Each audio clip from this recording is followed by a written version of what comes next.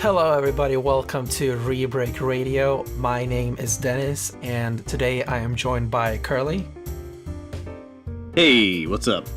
and Paul. Hey, how's it going? It's going real good. So today, this is kind of an off episode. We're just kind of recording this off a whim, and it'll come out sometime eventually. When you're listening to it, that's when it's out. Yeah, exactly. So this episode will be kind of very different. We're not going to talk about any news and stuff like that because this could come out whenever, as we said. So today we're going to talk about open world games, and specifically, obviously, like at least when we're recording this, Far Cry 5 is like all the rage right now. So I decided to go back and play Far Cry 4, a game that I bought on release back in 2014, and I actually bought the season pass with it as well, which was fucking stupid. I don't even know. Like I wasted so much money back in the day. So yeah, I bought Far Cry 4 and I played it for like an hour, and I was like, this game fucking sucks. And I had played Far Cry 3 before that, and I was like, fuck, this game is awesome. So I was really excited for Far Cry 4, and I started playing it. Like, I don't like this at all. So I never played again until now when I started playing Far Cry 4 again, and I was like, people really love Far Cry 5 so much. Like, maybe I'm wrong. Maybe Far Cry is cool. So instead of buying Far Cry 5, I go back to Far Cry 4, and I'm like, fuck, this is not good. Like, I'm really not enjoying this. And I'm going to talk a little bit about why that is. And I guess Kerley and Paul will be able to go along and comment a little bit and see if I'm being ridiculous or not.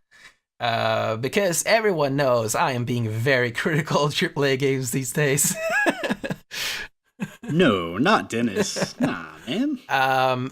He loves everything. Yeah.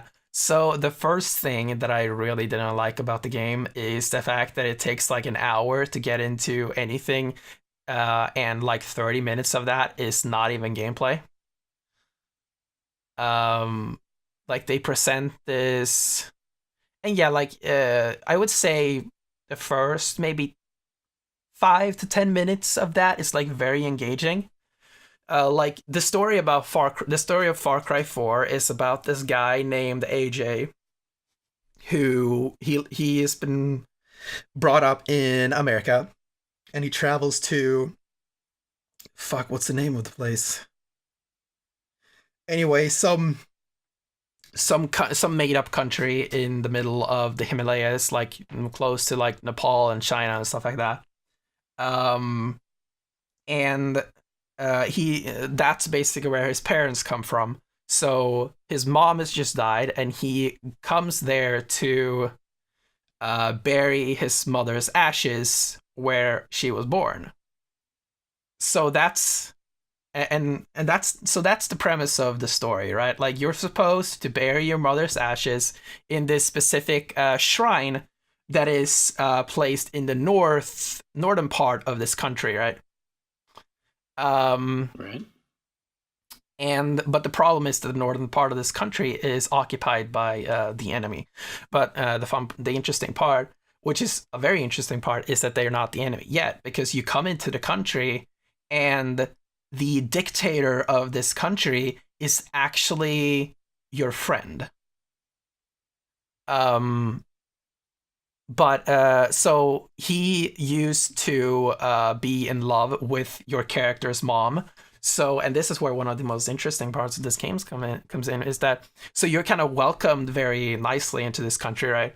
And you obviously see that some very nasty shit is going on. Like, first of all, he kills one of his own guards, like straight up right in front of you. So that's interesting. And he's obviously being like very, very scary and very dictatorial about everything. And then you are so you're kind of brought into like the dinner room or whatever, and you're like being served dinner, and he's like, he gets a phone call and is like, okay, I'm gonna take care of this thing. Just wait here for 10 minutes and I'll be right back. And then we'll go bury your mom's ashes. And the most interesting thing here is if you actually wait for 10 minutes, he will come back. He will take you to the shrine. You'll bury your mother's ashes and the game is over. Wow, okay. Yeah, but obviously... Fun game right there. Yeah, but obviously you're being left there for 10 minutes, and no gamer in any part of this world will wait for 10 minutes in a video game. So you like right away you start moving around, you start looking around this house that you've been brought into, and then you kind of go into some very shady parts in this house, and then you open a door and like, oh shit, there's some guy here, and you're like, okay, we're part of like the rebellion, right? So then you join the rebellion, and that's when the game starts. Or more specifically, that's when the game wants you to think that it starts, because it takes another like 40 minutes or whatever to actually get somewhere, and to actually like get to the open world. So yeah, things just keep going, you know, like blah blah blah, really boring, some scripted scenes or whatever. It's like not even like, you're just there and it's like not engaging.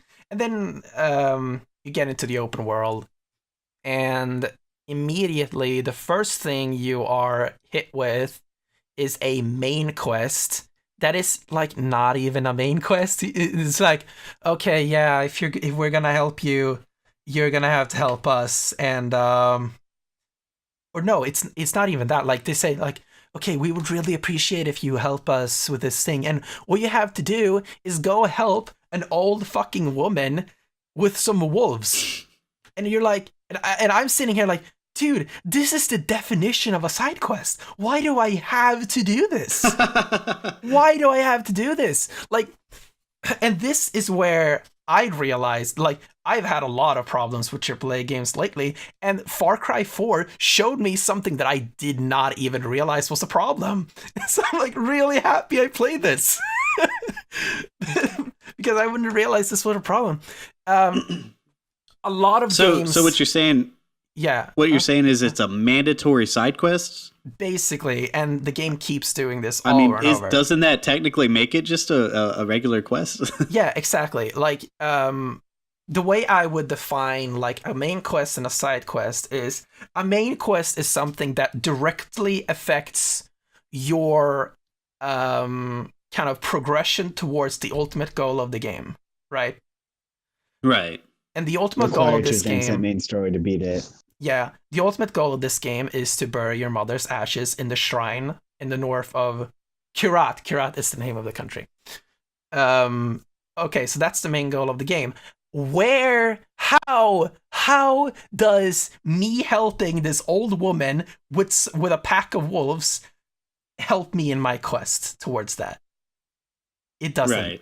A single, like... Yeah, kind of fetch questy. Yeah. And this is a problem with a lot of open world games. Is it for the sake of like tutorial? I mean, because a lot of games you'll do random shit just trying to teach you how the mechanics of the game work. Yeah, of course. Or, but, yeah, of course it's a tutorial, but we've already spent 40 minutes during a tutorial. So I'm like, okay, how did we not learn all of this already? Right.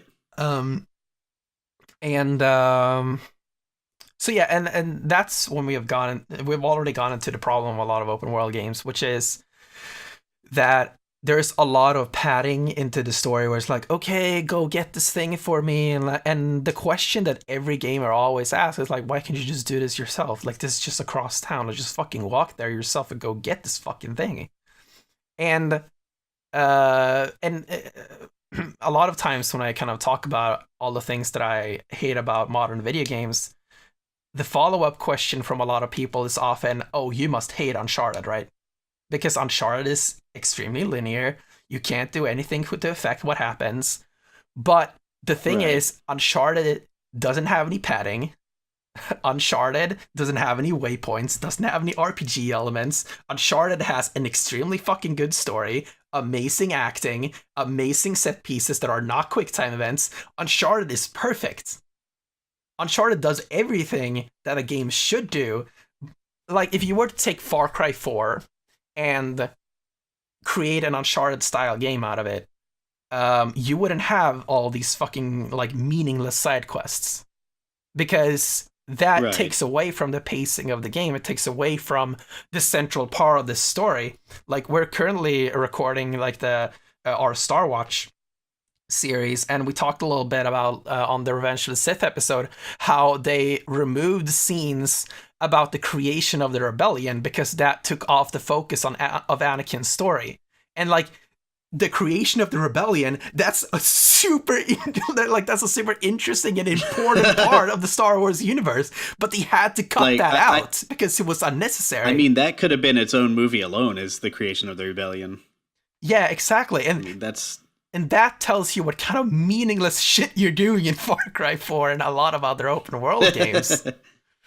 Yeah, there's problems with this kind of a thing from several different angles, but yeah, pacing is one of them. Especially if you're in one of these games where something urgent is going on, like I need to save the world. But let's stop and do some farming first for a while. Yeah, exactly. And like that was Final Fantasy 15. Like, oh, your father's dead. They're coming after you. You need to save the world right now. Oh, but let's stop and find some bunnies. Yeah. And that was the thing that people like to talk about a lot with Breath of the Wild. Like, Calamity Ganon is out in the wild, and you have to kill him. And like every kind of argument that everyone ever takes against that game is like, yeah, but I can just go there right away. Like, it's not a problem. Like, everything that, and that is what I love about Breath of the Wild so much, is that because just gonna rewind a little bit, because the way humans work in general, and this is like a very deep game design level, right? Oh shit, we're getting philosophical. Yeah, people don't like to be told what to do, right? So yeah, like the moment you're told that, hey, you can't go there, the first thing you're gonna do is go there, right? That's the first thing you're gonna do. And what Breath of the Wild does so well is they never tell you that you can't go to Hyrule Castle, but they say you probably shouldn't go there, and they present Hyrule Castle in a very scary way. And as a player, like the 80 hours that I spent in that game before I even set my foot in Hyrule Castle was out of my own fear of failure. And that is way cooler than a game being I think deciding the way the game's designed is, at some point on your way to the castle, you're going to run into those guardians, and they will just fucking destroy you at the beginning of the game. Yeah. So it actually, without saying you can't go somewhere, it guides you in a way with actual difficulty.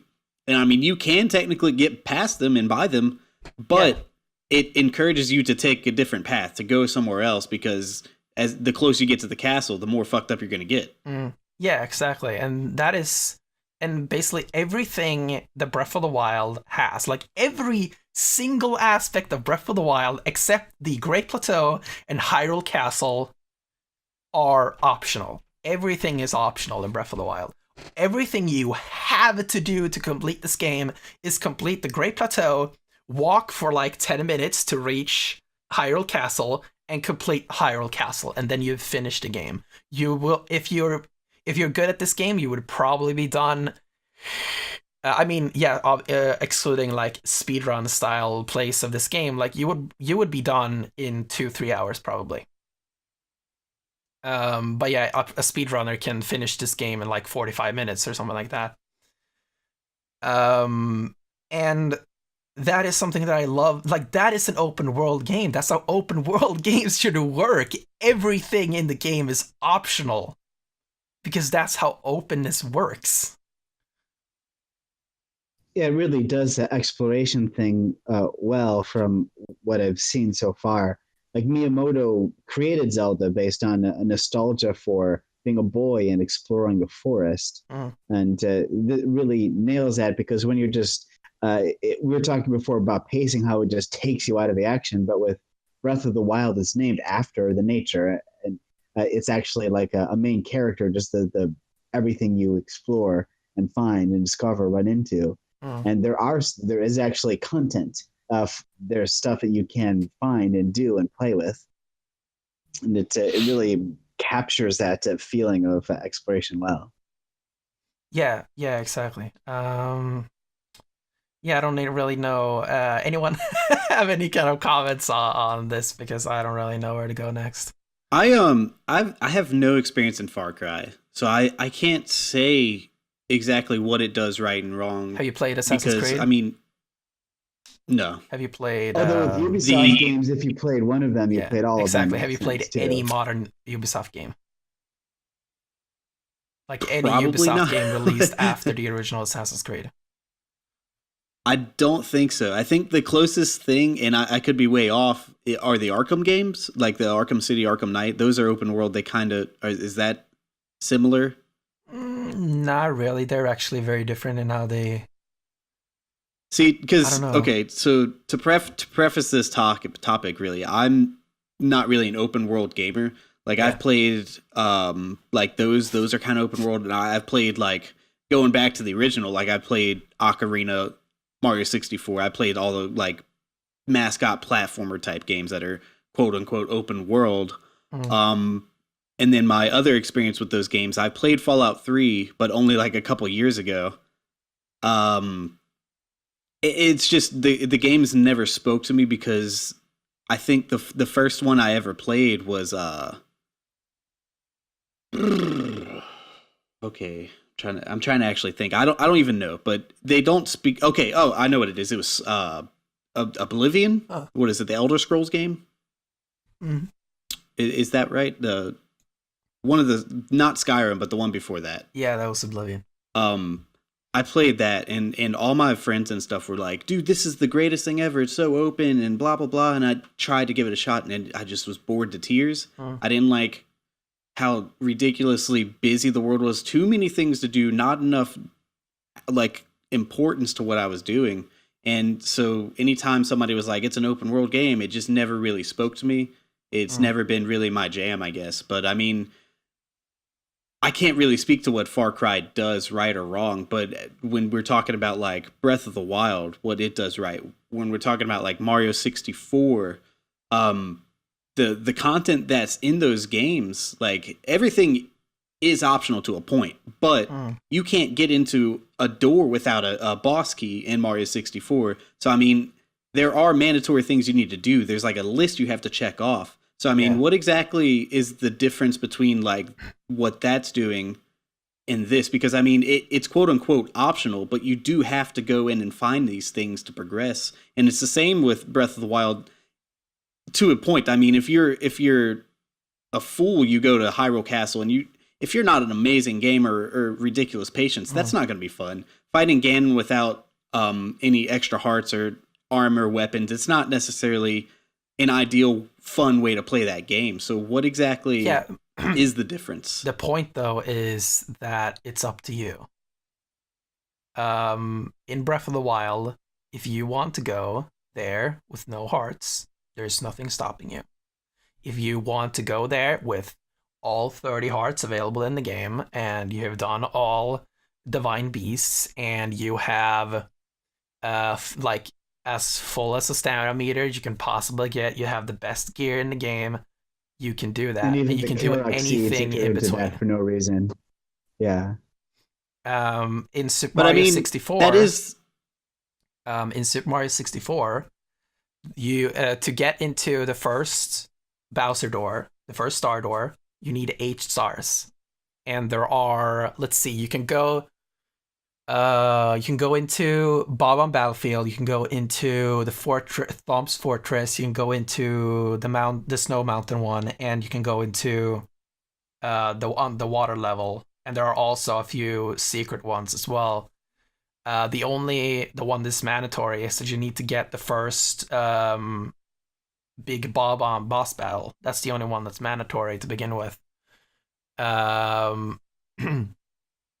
After you've gotten that first star, you have, let's see, like over 20 stars to choose from, and you need 8. Like, if you go after 1 star, you're like, nah, I don't like this one. Just go get another one. Yeah. Yeah. So but I mean, does Far Cry do the same thing in a sense where it's like, okay, that mission is mandatory, but I mean, there are also mandatory missions in these other games. Technically, I mean, the Great Plateau is a tutorial, but you have to do it. Whereas Far Cry has this one. Aren't there also side missions that are optional that you don't have to do, but you can still progress in the game? The point is, like, what I don't like about the missions not being optional in Far Cry 4 is that these missions are not furthering my progress to my ultimate goal, but I still have to play them for no reason. And there's for no reason, yeah. Yeah, like I meet this like fucking dude who's like, "Whoa, guns is so cool, man. Like, let's go do this thing, man." And I'm like, how is this helping me? This guy is completely unrelated to the main story. Like, he's not even from that country. Like, he is American. He goes there to that country and like, "Hey, dude, let's guns and shit, man." And like, you have some like completely pointless side quest, but it's a main quest. Like, and like right now, I'm in this part of the game where I need to go to the Himalayas to go get a fucking stone monkey because reasons. It has literally nothing to do with my ultimate goal in this game. And I've scoured over the entire map. I've looked at the icons. There's literally not a single other mission for me to do. There's nothing I can do to progress this game. So, not just the pacing, but also the no reason, the motivation thing. Yeah. Like, why are we supposed to care? Yeah, exactly. About this mission? Exactly. That's a very good point. In an open world, hold on, I'm gonna let you get to your point, Sim Kerley. So you have something that's very important about a game, like an open world game. You can't just like give a character a motivation. Like, okay, yeah, that's enough. You need to give the player motivation to go through this game. If I don't feel motivated to do anything, I'm not gonna do it. And if the player suddenly feels like why am I doing this? You're doing something wrong. Like and I've played maybe like 10 quests in this point, and none of them has anything to do with the main story of the game. Yeah, it's like busy work. Like, it's not supposed to be a chore to play a game. But people say Witcher 3 is a little bit better at that even the side quests have a little bit of depth to them, but usually that's something that's missing. So maybe the reason why Kerley and I haven't played much of this is that we've got the open world fatigue before it even started, like preemptively. Yeah, so I'll get to Witcher 3 after Kerley. What were we gonna say? So, like, as I said, like, I'm an outsider on these games, but looking from my perspective, these games have always felt like nonsense. Like, I mean, and there's nothing wrong with that, but like, from what I've seen and heard of the game, you like run around killing bears with tractors and weird, like, the game, this one specifically, not really tackling the whole open world game issue. This one specifically feels like it's built to be kind of just nonsensical, just run around doing bullshit. Almost like if GTA was set with these like deeper underlying stories. That's what I gathered from what I've read and seen of the game. Is that anywhere near like truth? I guess. So my thing with that is that all of these quests that I've played, like, so let's say it's like 10 quests or something like that, and they're all completely unrelated to each other and also completely unrelated to the main story. The problem with that is that, okay, if you wanted me to do these quests, the way I would have wanted them to do it is, okay, here is the main quest. This is the quest that you have to do to complete the game. And then all these quests that I've been doing, these 10 quests that are completely unrelated to anything, just place them on the map. They're not even related to each other. There's literally no reason as to why this mission with person X unlocks the mission with person Y. Because person X and person Y are not even related in any single way.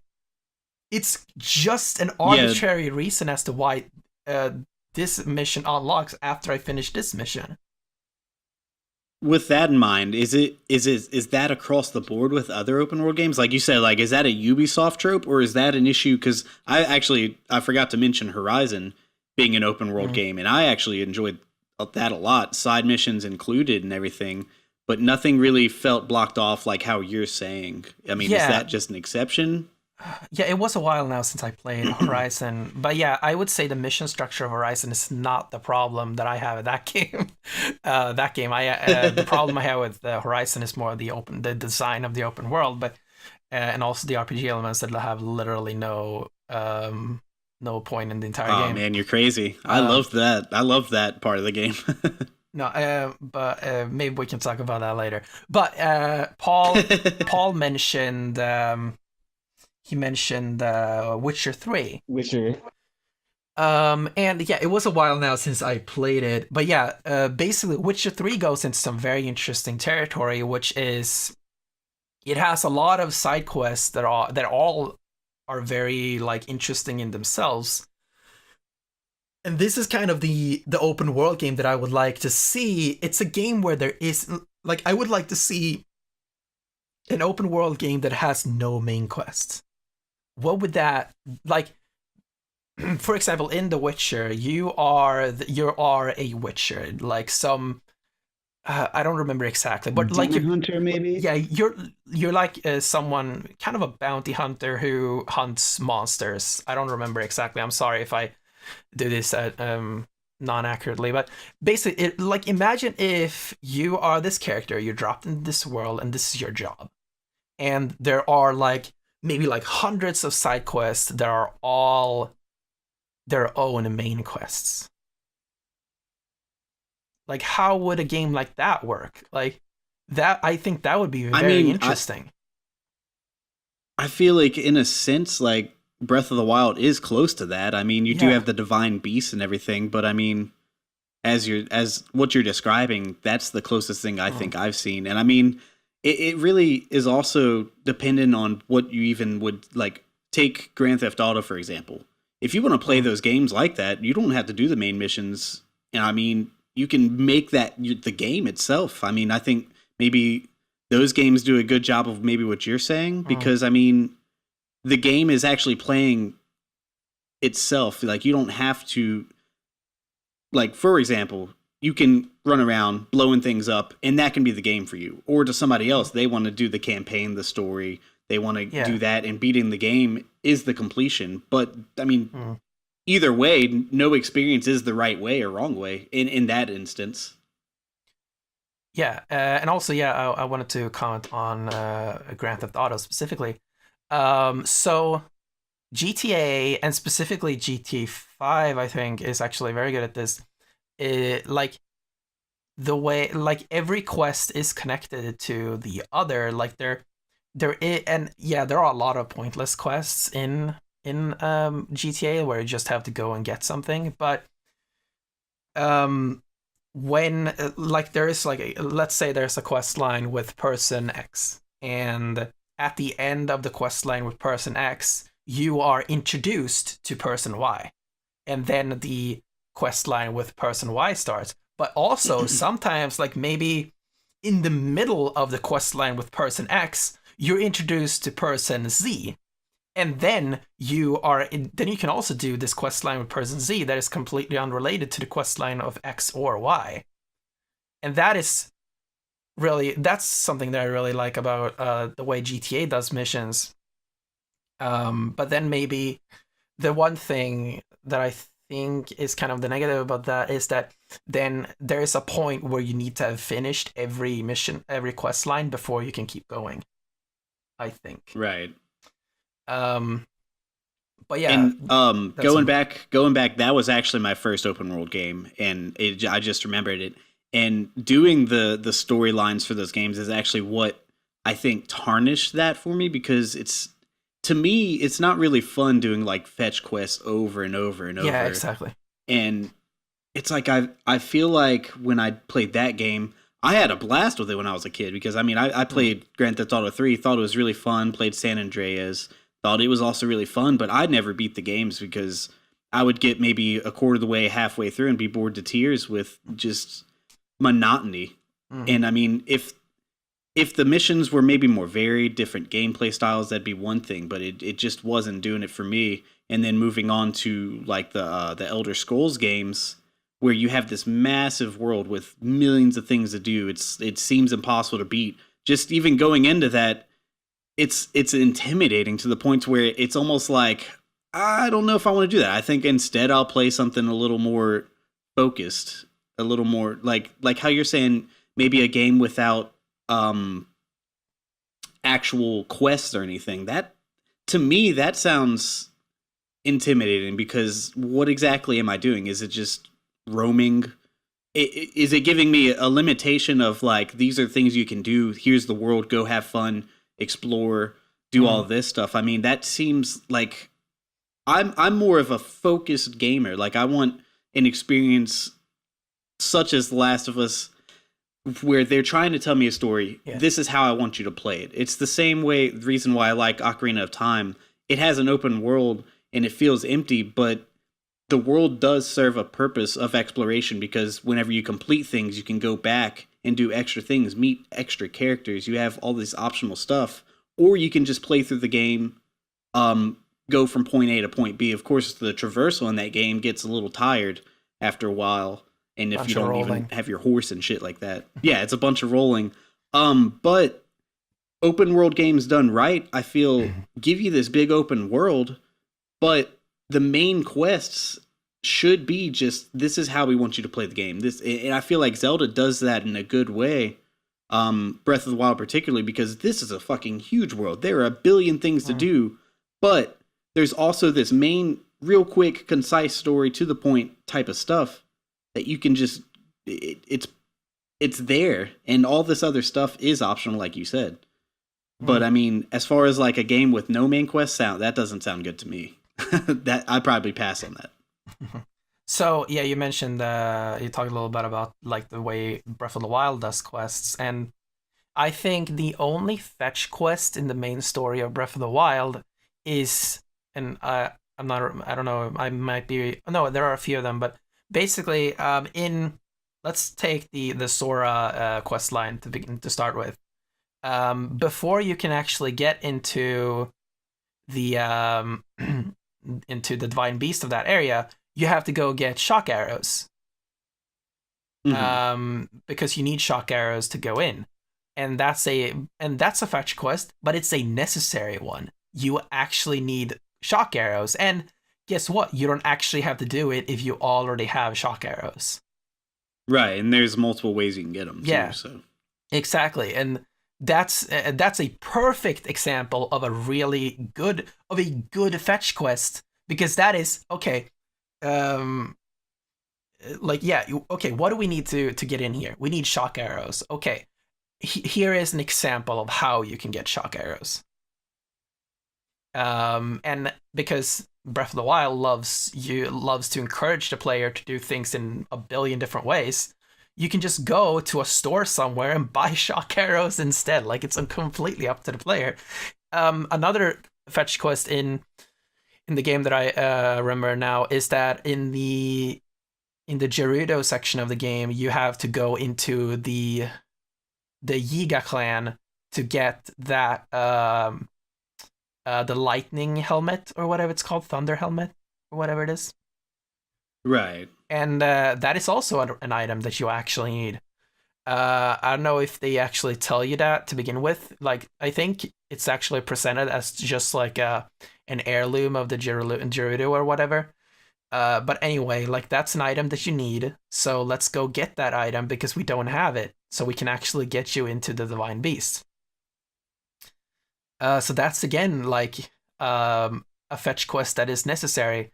And to me, like, obviously fetch quests and like escort missions and all this stuff, like, they have a bad name to them, but that is because they're pointless. If you had a fetch quest where there's an item that you actually need, then it's a good fetch quest. Like, for example, we talked a little bit about Sly before we started recording. And the Sly games after the first one, they're all heist games, and every mission starts with a recon mission where you figure out all the things that you need. So basically, then you have a bunch of missions, and a lot of them are fetch quests in a way, because okay, we need to go find what the things that we need to break in. But they're fun because you feel like you're progressing with every mission. You're like, okay, with every mission you are fighting towards the final goal of breaking into the place that you need to break into. So yeah, that's what I want. Yeah. So I feel like at the core, what you're saying is like these open world games, they have all these forced on side missions with very little reward. Yeah. Like where it's basically giving you busy work for no reason. Like for example, look at like an open world game, more minimalist, like Super Metroid. When it's open to a point, but there's areas blocked off. Yeah. There are secrets galore in that game where, like, for example, you have to get a certain object, like a certain bomb that can break a door. Yeah. There's a door in the beginning over here where you don't know how the fuck to get in there, but then you later on learn that you get this item. Now, if you travel back to the beginning, there's all this extra shit you can do. Yeah. But you don't have to. It's all, like, the game teaches you that, and it's got all this openness and puzzle solving and everything. There's actual, like, if you go in this area, guess what? You're going to get another weapon that you can unlock all these other new secrets, but you don't actually need them to complete the game. It's sort of like that, where if there's an actual purpose to... It has more level design. Right, exactly. It gives you more incentive versus just giving, where you feel like you're just giving busy work and you're just kind of grinding. Like, and I mean, going back to what you said about like the RPG grind and everything, where it's not necessarily like you're going through and battling all these enemies, but now you're bringing people groceries, and it's just like, exactly. I need to find this and bring it here and there, and here's 13 experience points. It's like, well, that's not immediate reward. I don't get anything really out of that, and I have to do this 100 times before I make any significant progress.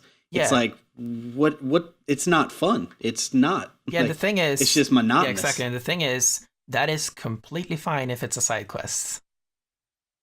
It's when it's a mandatory thing to progress in the game that I'm like, why is this here? We can't even make that interesting. Yeah. Yeah. Like it was like you could almost see what happened in like a meeting of the game. Okay, this game can be finished in 3 hours. We need to pad it out with boring shit. And the narrative deficiencies of having those kind of things, it reminds me of a Penny Arcade comic that came out way back in 2010. It was a famous one. It said it's rescuing slaves, and one of the slaves comes up to the heroes and he says, "Hero, please take me with you. Release me from this hell unending." And panel 2 of 3. "Every morning we are roused by savage blows. Every night we are raped to sleep by the dick wolves."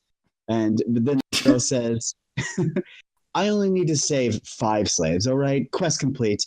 But..." Oh my God. He just walks away. The quest is done. I don't want to rescue any more slaves. Wow. Yeah.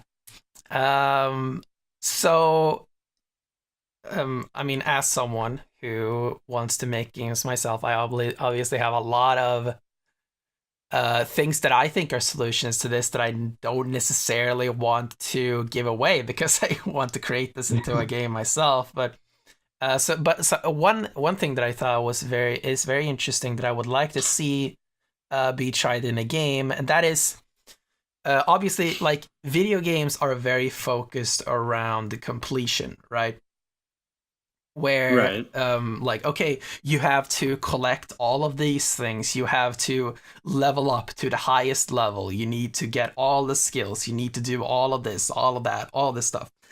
I would like to see a video game where, like, there is no such thing as completing the entire game. because it's literally impossible. And Even that is platinum and that is and stuff. And that is like not because there are like millions of quests or anything. That is because you can't do everything because everything is timed.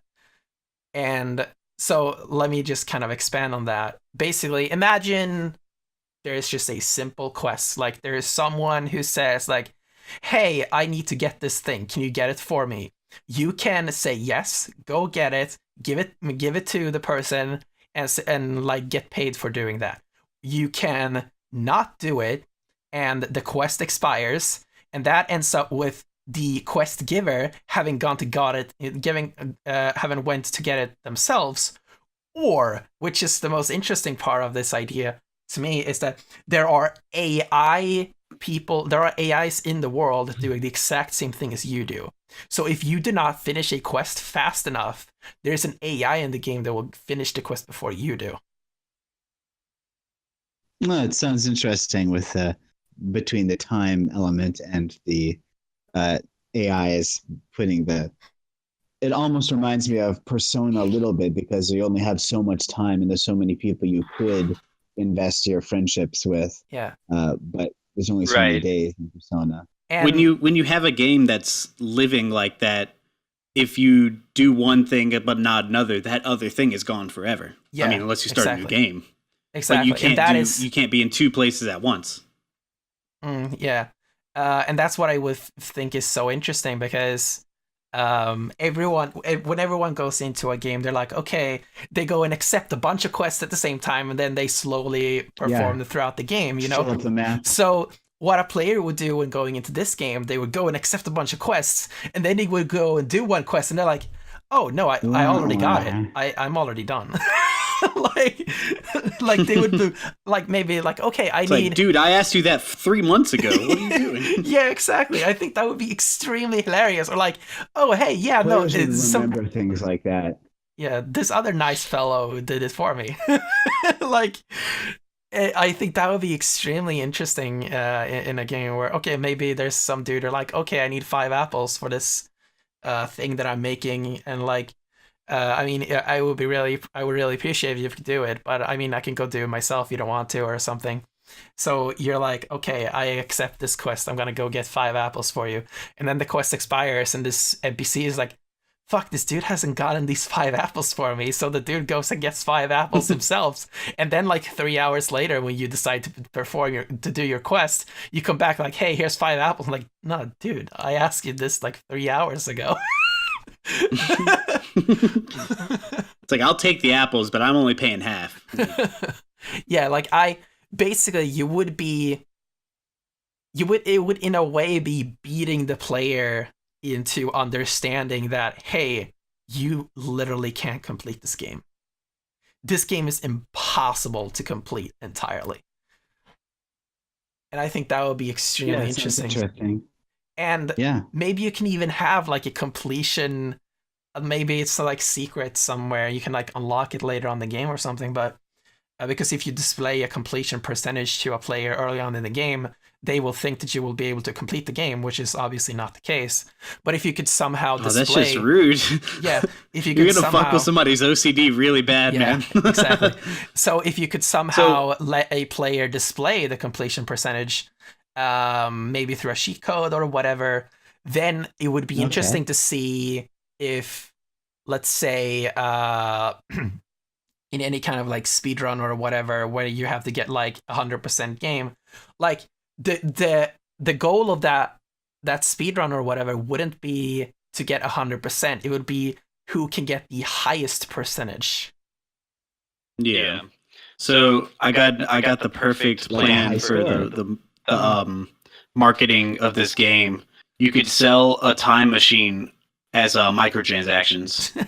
So you could go back in time and get like a couple more percentage for like say $5. Perfect. No. Hell no. It's like, you want to beat my game? All right. Here's the option right there. Perfect. Microtransactions. That's getting into the games as a disservice.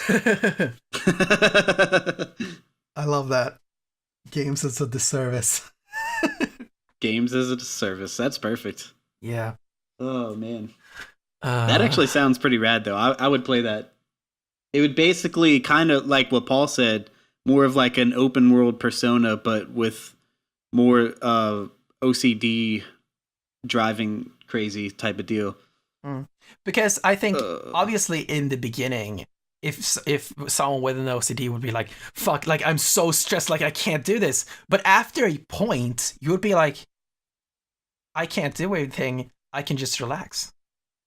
I can just relax Do what I can. But what if that man can't go get his apples and starves to death? Will there be like consequences like that? Like if you decline certain side missions, like I need this medicine, can you help me? And you come back like 3 hours late, is that old granny going to be dead? Or I mean, maybe you could do things like that. More urgent. It kind of reminds me of the reactions you have to like when Kojima would have something that completely throws a curveball and leaves an impression on the player. You could have similar types of impressions with a setup like that. What if this game... That's perfect. What if this game is so vast, like, say you decline getting this man his bread, and he like goes to get his own bread, so his like child chokes on a toy at home, and you create the villain of this own game because of just this one butterfly effect. Oh man, that's dark. I mean, just imagine the game could play out differently due to a butterfly effect. I think that would open up like way too many, way too much in production, because you'd have to create a lot of different paths and stuff like that. But you create your own roguelike game, like where it's generating due to circumstance. That's crazy, man. Hey, there we go. Have you guys ever heard of the Might and Magic series? It's an old RPG. I have heard of it, but I don't know anything about it. I've never heard of that. I've heard the name before. But the 5 and 6 were combined together into one big game, like Flip Side, Light Side, Dark Side. But with that one, when I first played it as a youngster, you could get a job like working at a market at like a normal day job. And I did like, oh, wow, I got some money. I'll do that again. And I kept doing that over and over again. But then my characters just got 80 years old and they were weak. They got old and they couldn't do anything. And I didn't just actually level up.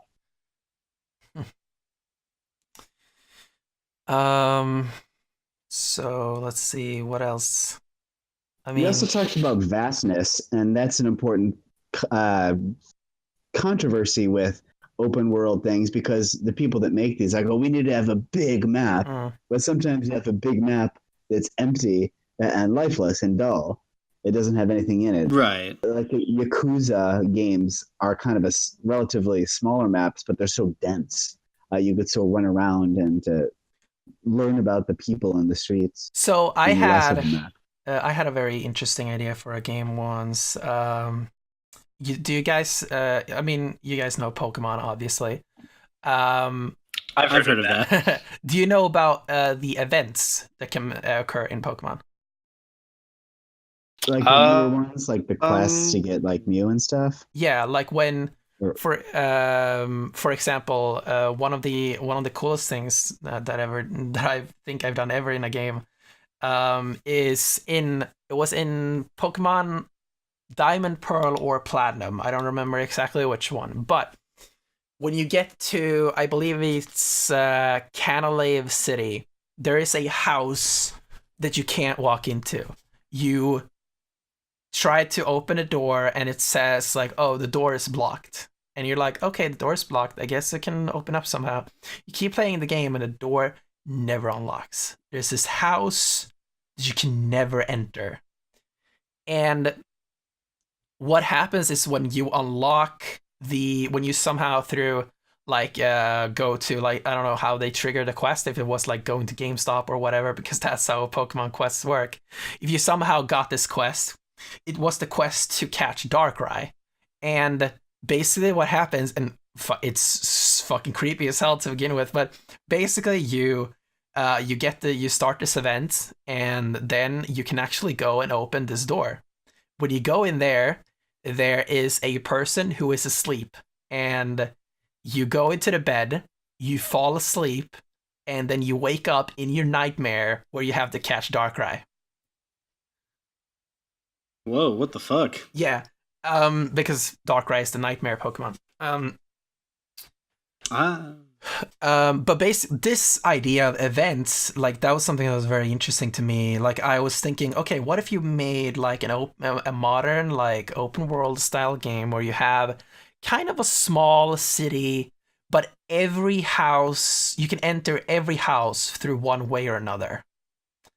Like, even if there's a locked door, like, maybe you can like crush, like, you can like destroy a window. You can somehow get into every house in this game, into every building in this game. But maybe there's a house somewhere that, like, the door is blocked, the windows are boarded up, like, it's literally impossible to get into this house. And then you can have these kind of events where, like, you would be able to, and especially today with like internet and stuff like that, you wouldn't need to have these events like pre-built into the game. You could actually update the game and place these events into the world. Oh, but I thought you're supposed to use patches to, when you don't finish your game, you finish it after. Yeah, exactly. But yeah, I thought that would be very interesting to have like a smaller open world, but literally everything is explorable. You can go into every house, and every room is like so detailed that you can like walk around this house and it doesn't feel like it's cheap or anything. Like, literally everything is detailed to a T, you know? Like, I think that would be so interesting. Like, yeah, the world would be small, but you would actually be able to enter every single part of it. That Sounds like awesome. the kind of game design Kerley was hoping for when he referenced Metroidvania type things. Yeah, totally. So another thing that I've wanted to see in a game, and this was something that was very interesting. I had this idea a couple of years ago or whatever, and I pitched it to my friend Oscar, who I've created some like small game projects with, and I was like, what if you had like like, I phrase it as an RPG style game, obviously not RPG elements, because I wouldn't ever make a game with RPG elements. But yeah, like an RPG style game, like something like Earthbound or whatever, where you have everything is on a schedule. Like, everything is on a schedule, similar to Majora's Mask. Because I was like, has anyone ever done what Majora's Mask did? And I was like, I'm not aware of it, but later I found out that Stardew Valley does actually that. So also, Dennis, we keep mentioning it, but Persona, man. Yeah.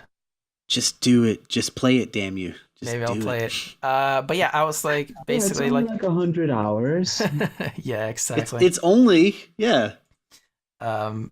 Yeah. But basically, so what I was saying, like, yeah, you have this open world, and every NPC, like, there are no just randomly generated NPCs. Like, every NPC has a name, has a house where he lives, has somewhere where he goes to work, like, whatever. Like, and I'm kind of imagining this as an Earthbound style world, right, where you're playing as some kids on like summer break or whatever, and there are a bunch of adults everywhere, and there are cars driving on the street, and everything is on a schedule. So every NPC has a Monday to Saturday and Monday to Sunday schedule. So on Monday, maybe at like 6 in the morning or something like that, he wakes up.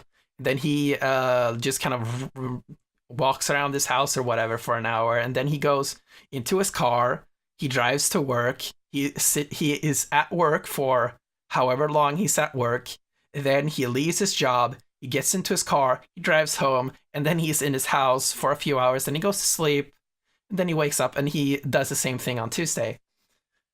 So, and this would be fairly simple. Like, the problem is scaling this up to like hundreds of NPCs, obviously, right? But right. the simple thing of actually giving a NPC a path that's not really that difficult, right? Like you just like you develop a system where it's like, okay, you walk from this point to this point, and it will take this long for you to go there, and all this stuff. Like this kind of very simple pathing system is very, very simple. Like every game has this kind of system where like this is how NPCs work, for instance. Like, or even the taxis in Mario. Yeah, exactly. Like, yeah, like a lot of things have this kind of pathing, right? And even like a moving platform in like Mario or Sonic, like is worked through this like pathing system, right? So what if you could do this, and you could somehow do this on every single NPC in a game? Like you would make a world that is that feels very alive, because you wouldn't have this NPC who kind of just walks in a circle for a bunch of times. Like he just stand like it's like it works in Pokemon, right? Like there's this NPC who just kind of stands and then makes a step to the left and turns around and makes a step to the right and turns around. Like it feels like yeah, it's an NPC, but he like what's the reality of this person's life? Like he just stands in this corner forever. You know? Could you imagine like playing a game in if you wanted to follow the NPC, like he goes to work for 8 hours on in-game time, and like he goes home and like makes dinner, and he's just by himself watching TV on the couch, just depressed, like 9 to 5 life. That's the thing, though. That like that's what I find so fascinating about this idea. Like, what if maybe okay, so you have this NPC number 23 or whatever. Obviously, he would have a name. Maybe his name is Charles Robertson. Charles Robertson. So you have this NPC, Charles Robertson, and maybe let's see, for example, like maybe he he goes to work or whatever, and then on like 9 p.m.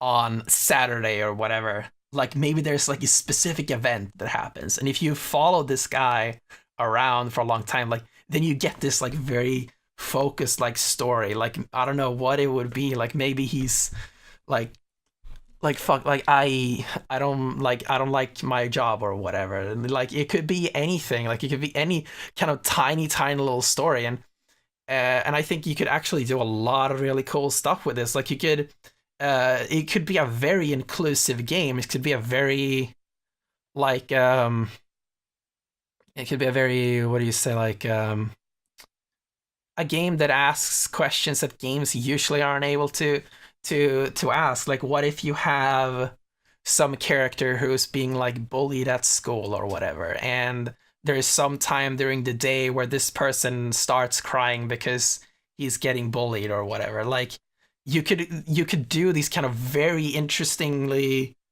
like deep and interesting stories from this character who's just kind of walking around the schedule. Like this would be such a living world, and it's so weird how you can create a living world on a schedule.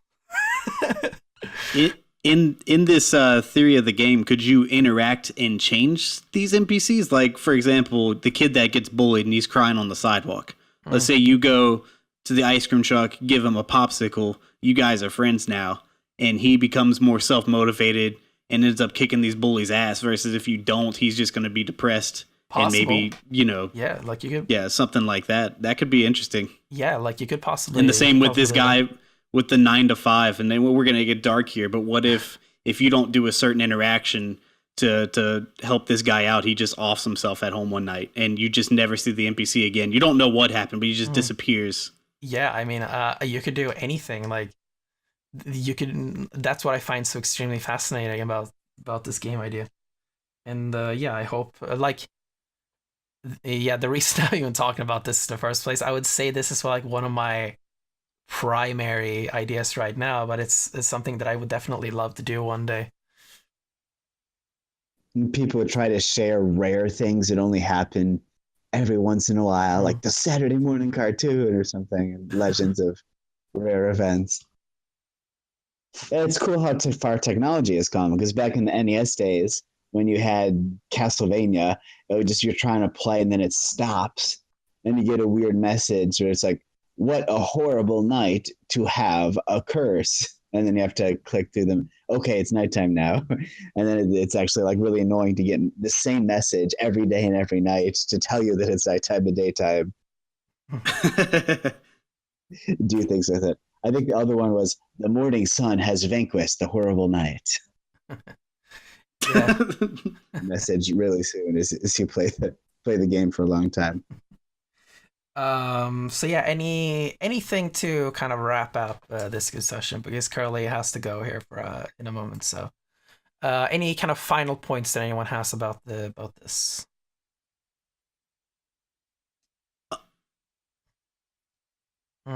Yeah, I mean, I can definitely agree with you with the problems you have with open worlds.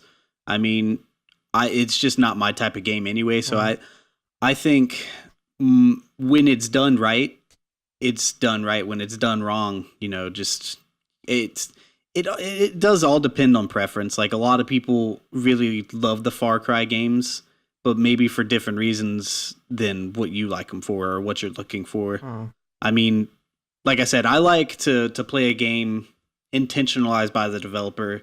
And if I don't particularly like a certain game, I don't think that it's necessarily bad. I think it's just, I don't really see what their vision was. It doesn't align with what kind of gaming that I like.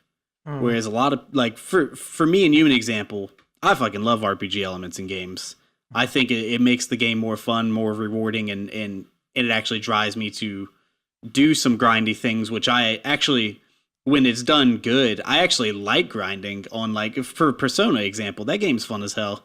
I love just grinding in the dungeons and then interacting with your peers, and that's an example where it's done right, whereas some RPGs do it bad, where it's just boring, repetitive bullshit.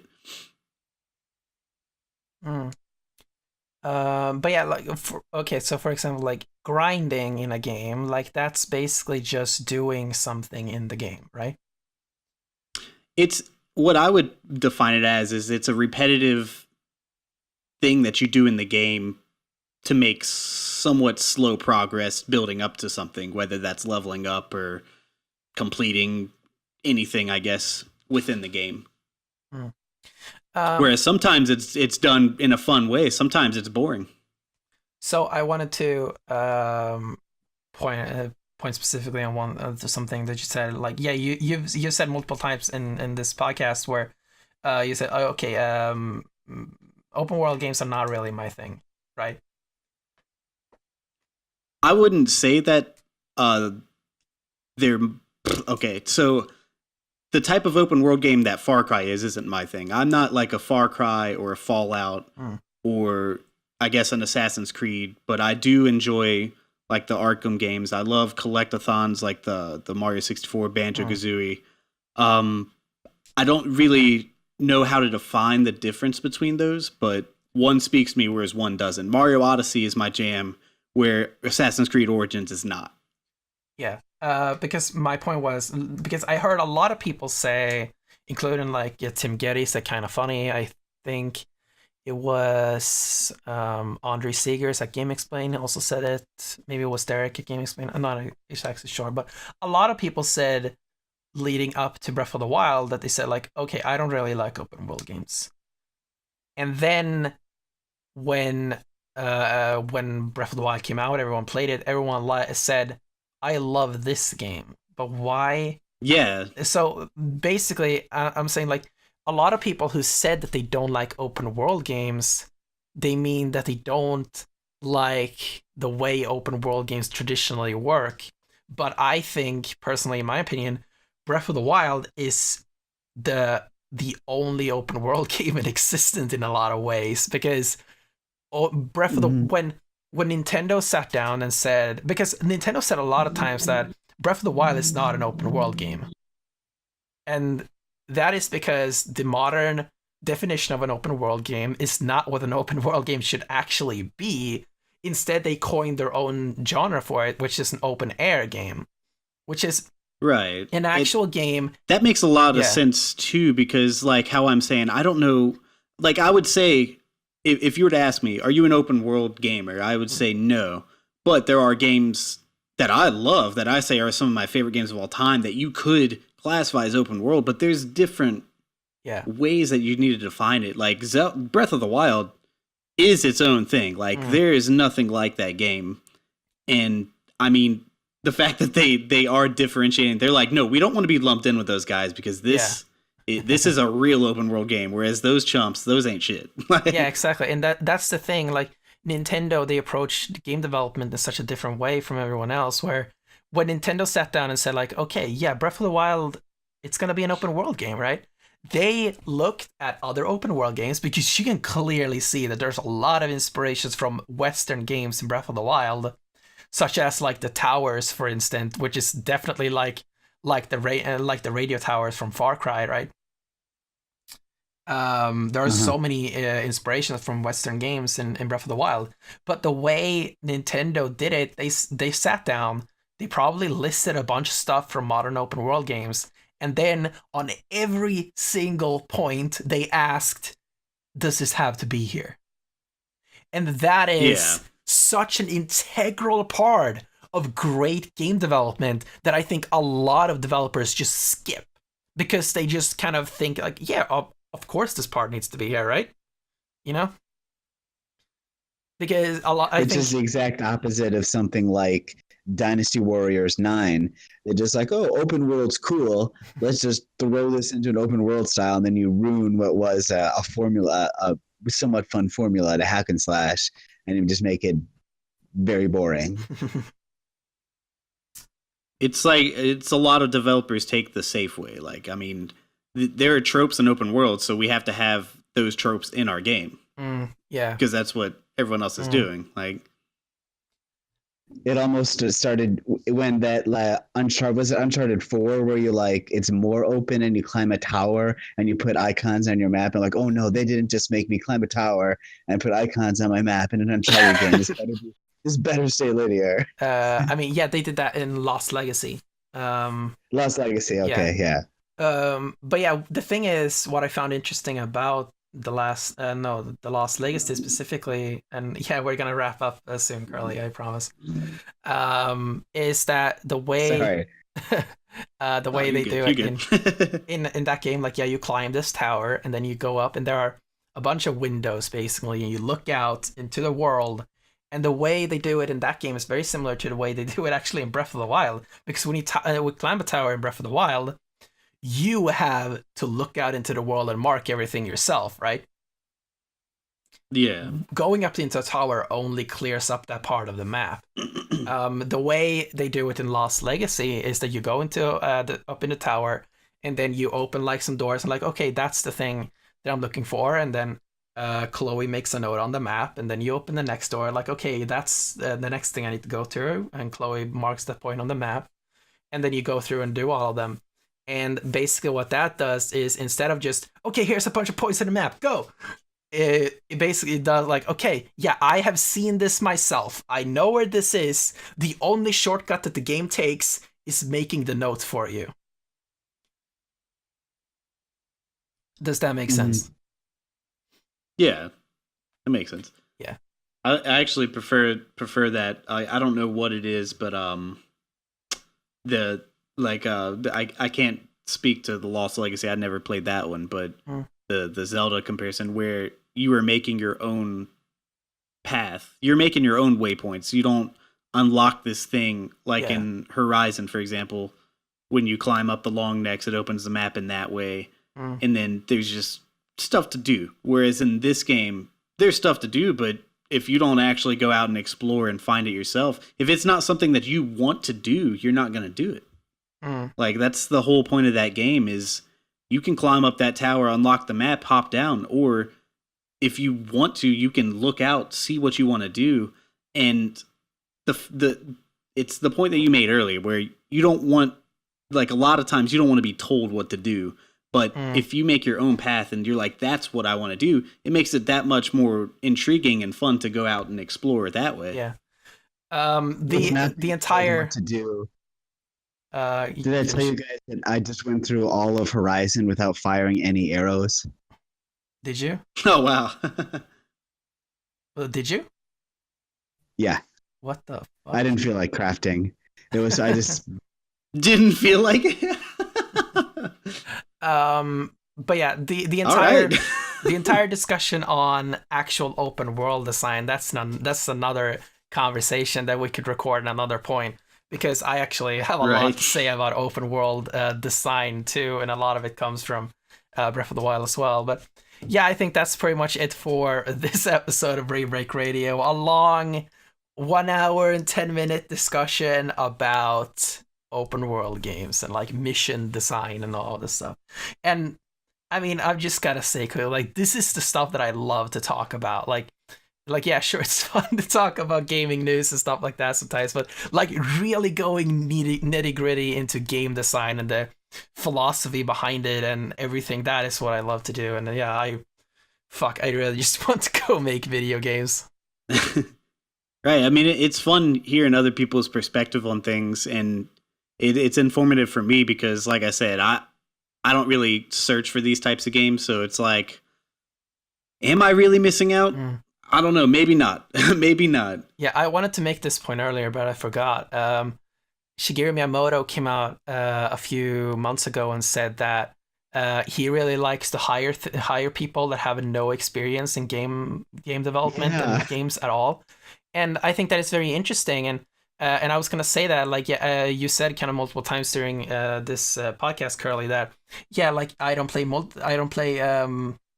open world games. And to me, that was like, yeah, I think that's actually very cool for this discussion, because you don't really have a lot of context for the discussion, which means that you have very much a fresh mind on the subject, if that makes sense.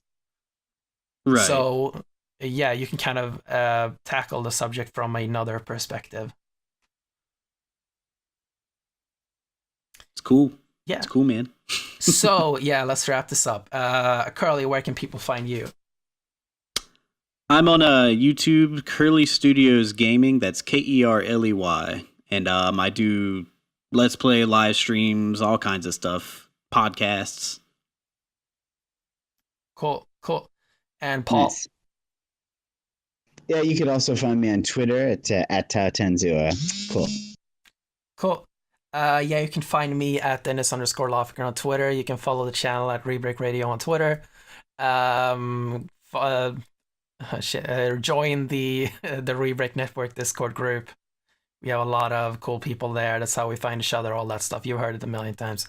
And also, I've recently become more active on Instagram. I started posting a bunch of photos and stuff that I've taken in video games and cool game clips and all that stuff. So that you can find me on Instagram at Dennis_Lofgren as well.